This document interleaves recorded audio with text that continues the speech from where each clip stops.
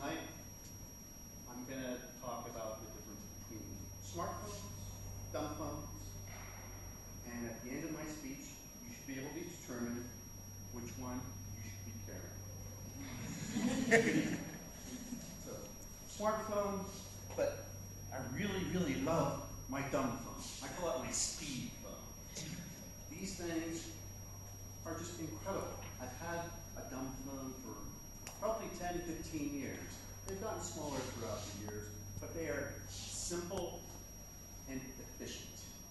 All of what you do with a dumb phone is you make calls, you receive calls. It keeps all of your contacts. And these things are pretty fancy nowadays too. I can take selfies.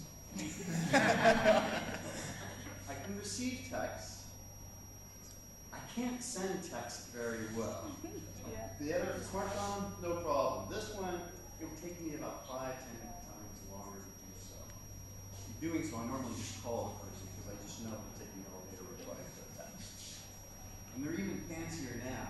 You can get FM radio on it. I don't know if anyone ever listens to FM radio. If there was such a thing, this would be the phone to use.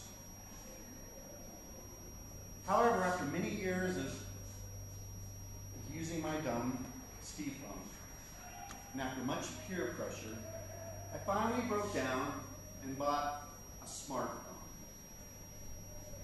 This thing is amazing. It does everything my dumb phone does, plus so much more. The apps are incredible. I'm still learning what kind of apps there are. I've got apps that measure my snore at night. It tells me how loud and the decibels are of that sucker. I can use the internet.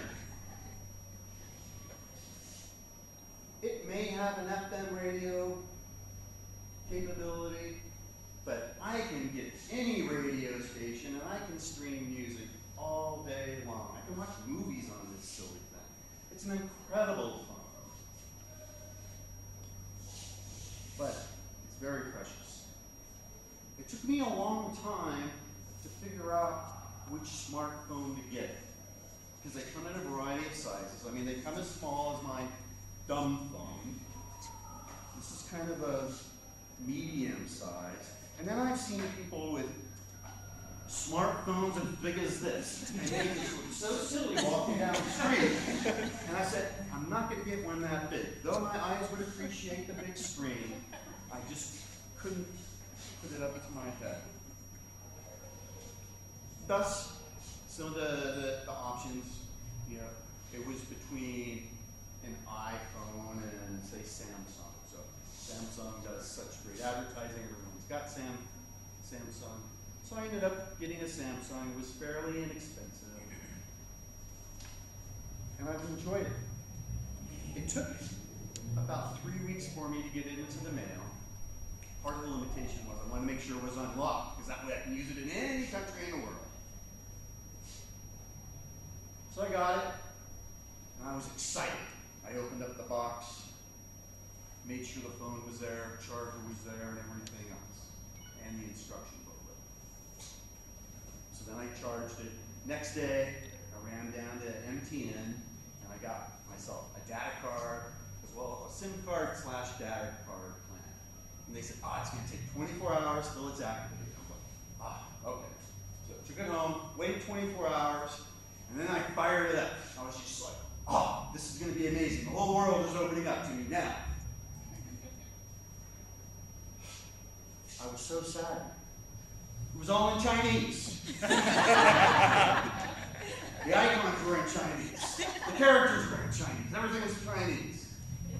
So I said, men, we don't use instruction booklets unless we really, really have to. So I broke down, I found my instruction booklet on how to use the phone.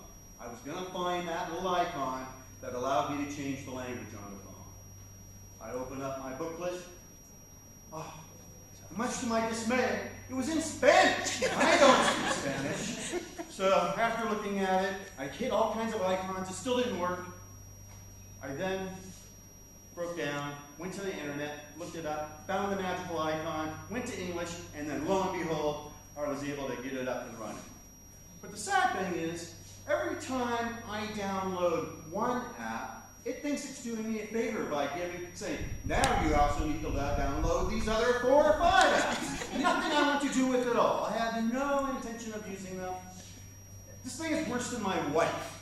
She tells me, you've got to have these apps. My wife's not even that persistent.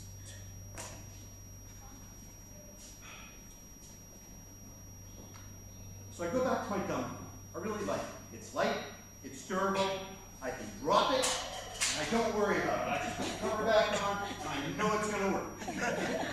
I can drop it in the toilet. And all I do is I fetch it, rinse it, grab the SIM card, throw it over there, dry it, throw the phone away, go buy a new phone, and I'm up and running, no problem. If I was to do that with, I'm still reluctant to bring this up. I'm waiting for a case to protect this thing. Because if I drop it, oh, my apps are all gone, even the ones I don't want. And it's just miserable. So, but the worst experience I ever had with my phone thus far, it was a day of joy.